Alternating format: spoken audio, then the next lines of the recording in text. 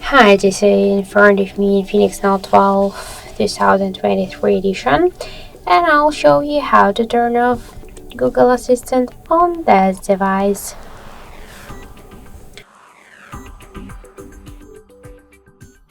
So first, let's open the Google application and then tap on the right upper corner.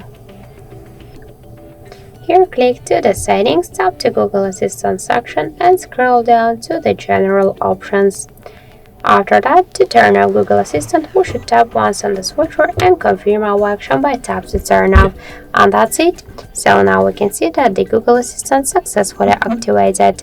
So that's it. Thank you for watching, and if you find this video helpful, don't forget to leave a like, comment and to subscribe our channel.